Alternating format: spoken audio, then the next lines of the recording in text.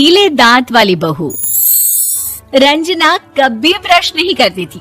उसे कितनी बार उसके माँ बाप ने डांटा, लेकिन उसका कोई असर उस पर होता ही नहीं था, जिस कारण से उसके दांत पीले पीले हो जाते हैं। शादी के बाद। अरे बहू, वैसे तो तुझ में कोई कमी नहीं है, पर तेरे दांत इतने पीले कैसे हैं बेटा? कैसे मतलब? कोई सर्जरी थोड़ी ना कराई है। वो तो क्या नाम, मैं ब्रश नहीं करती थी तो पीले हो गए। अब क्या करूं? आप कहे तो लाल करवा लूं या फिर काले? यार ये क्या है, क्यों माँ से लड़ रही हो? लड़ रही हूँ?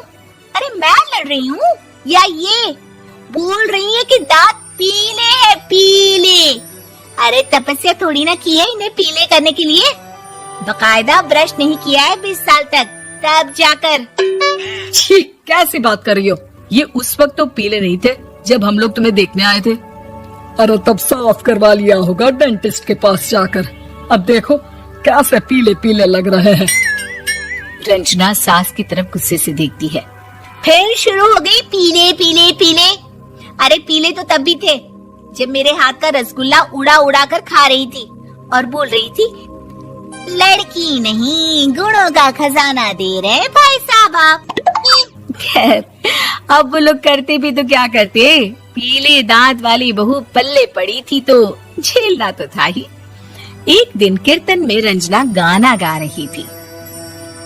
अरे कमला बहन, माँ का द्वार है, यहाँ तो सब शुद्ध होकर आते हैं, फिर अपनी बहू को ब्रश भी नहीं कराती तुम। दूर से पीले पीले दांत भक्ति में बाधा उत्पन्न कर रहे हैं। और कोई 2 साल के बच्चे थोड़ी ना लेकर आई हूँ मैं बहू बनाकर। अच्छी खासी लड़की है, अरे कैसे करवाऊं ब्रश? ये तो उसे खुद करना चाहिए ना। अब माँ बाप तो इसके जैसे तैसे निपटा दिए, ये नहीं सोचा कि सास कैसे संभालेगी। सास बहू को लेकर घर आ जाती है, लेकिन सोच लेती है कि अब इसे लेकर कहीं नहीं जाएगी। अगले रोज बहू कहती है, अरे क्या हो गया, मंदिर नहीं जाना क्या? कीर्तन का वक्त हो रहा है। मेरी मधुर वाणी से कान्हा जी जागते हैं और सोते हैं। आप तो जानती है ना उनकी भक्ति में कितना मन लगता है मेरा।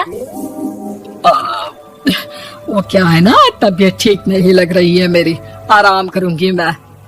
तबीयत ठीक नहीं लग रही? अभी तो मिथुन के गाने पर नाच रही थी आप, और अब बोल रही है कि तबीयत ठीक नहीं लग रही। अरे भक्ति में मन लगा लो सासू माँ, ऊपर जाना है, क्या मुंह दिखाओगी आप? हाँ? सास को बहू की बात पर गुस्सा आ जाता है। मैं क्या मुंह दिखाऊंगी, इसकी चिंता तो ना कर, समझी? अपने मुंह की चिंता कर, जो ये पीले पीले दांत लेकर हर जगह पहुंच जाती है। पता है लोग कितना मजाक बनाते हैं। ना जी ना, मैं नहीं जाना कहीं तेरे साथ। तो ये बात है। कोई ना, मत जाओ, मैं अपने कमरे में ही बैठकर भक्ति कर लूंगी। ऊपर वाला दांत थोड़ी ना देखता है, मन देखता है, भावना देखता है। और अरे बस बस, तू सब कुछ दिखा, बस ये सफेद चमकदार दांत ना दिखाना किसी को, है? जा यहाँ से। बहू को सास की बात का कोई फर्क नहीं पड़ता, वो तो जैसी थी वैसी ही रह जाती है। सुबह नहाकर किचन में खाना बनाना, फिर खाना खाना, कीर्तन भजन करना और सो जाना। एक दिन, माँ जी मैं सहेली के घर जा रही हूँ, शाम को लेट आऊंगी। हाँ, तो जाना, मैंने कौन सा तेरी आरती करनी है घर पर बैठकर। रंजना सहेली के घर जाती है, जहाँ वो पार्टी में जाने की तैयारी कर रही होती है। अरे शिखा, कहाँ जाने की तैयारी कर रही है? मैं गलत वक्त पर आ गई क्या? अरे नहीं यार, उल्टा सही वक्त पर आई है। मैंने ये साड़ी और ज्वेलरी निकाली है यार, शाम को इनके ऑफिस की एक पार्टी में जाना है। बताना कैसा लग रहा है ये सब? नहीं यार, इस ड्रेस के साथ तो वो वाली ज्वेलरी अच्छी लगेगी। हाँ, सही बोल रही है, मैंने ध्यान ही नहीं दिया। वैसे तो हमेशा से मस्त फैशन सेंस रखती है। तो बड़ा जाती होगी ना पति के साथ पार्टी में। रंजना कुछ नहीं बोलती, बस सोचती है कि यार काश ये बात सही हो जाती, पर मैं क्यों नहीं जाती पार्टी में? क्या इन लोगों की कोई पार्टी होती नहीं होगी? रंजना घर आती है और रात में पति से सवाल करती है, एक बात बताइए, आप मुझे किसी पार्टी में क्यों नहीं ले जाते? क्या आपकी यहाँ ऑफिस में पार्टी नहीं होती? पति बेचारा क्या कहता कि दांत पीले हैं तुम्हारे इसलिए।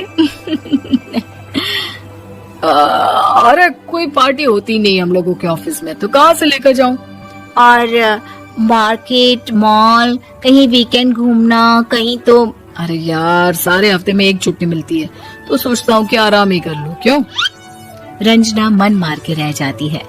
पहले कभी सास के साथ मंदिर जाया करती थी, लेकिन वो भी सास ने ले जाना बंद कर दिया। घर बैठी बैठी रंजना बोर हो जाती है। तभी उसे आइडिया आता है और वो मायके जाने का सोचती है। सासू माँ, 2 दिनों के लिए मम्मी के घर जा रही हूँ। अच्छा अच्छा ठीक है, आराम से जा। और हाँ, माँ से कुछ अच्छी आदत सीख कर आना कि कैसे शरीर के हर भाग की तरह दांतों की सफाई भी जरूरी होती है, समझी? शुरू हो गई ना आप? वो लोग आपकी तरह नहीं है कि छोटी छोटी बात का बतंगड़ बना दे। उन लोगों के लिए मैं मायने रखती हूँ, ना कि मेरे पीले पीले दांत। रंजना माँ को बिना बताए उन लोगों को सरप्राइज देती है, लेकिन जैसे ही वो दरवाजे पर पहुंचती है, अंदर देखती है कि घर वाले कहीं जा रहे होते हैं। अब माँ, काश रंजना दीदी के दांतों वाली प्रॉब्लम नहीं होती, तो वो भी हम लोगों के साथ चलती ना बुआ जी की बेटी की शादी में। हाँ बेटा, लेकिन अब उसे कौन समझाए कि उसको उसके पीले दांत नहीं दिखते, लेकिन उसके आसपास के लोगों को कितना एम्बैरेसिंग फील कराते हैं। मुझे तो कितनी बार उसके स्कूल की टीचर ने शिकायत की कि उसके साथ कोई लड़की बैठना भी नहीं चाहती, और ना ही कॉलेज में कोई उससे बात करना चाहता था। लेकिन पता नहीं क्यों उसे ये बात समझ में ही नहीं आती। कोई कमी नहीं है उस लड़की में, बस यही कि दांत पीले हैं। वो तो भला हो जीजा जी और उनकी माँ का, जो दीदी को जैसी है वैसे ही रखा हुआ है। रंजना को अपने घर वालों की बात सुनकर बहुत दुख होता है।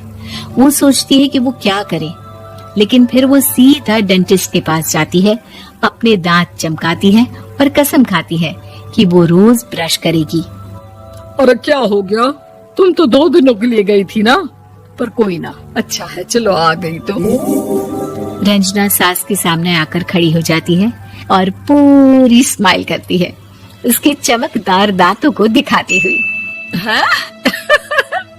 चले मंदिर। माँ, मुझे माफ कर दीजिए, मैंने आप लोगों को बहुत एम्बैरेसिंग फील करवाया। मैं आज से रोज ब्रश करूंगी।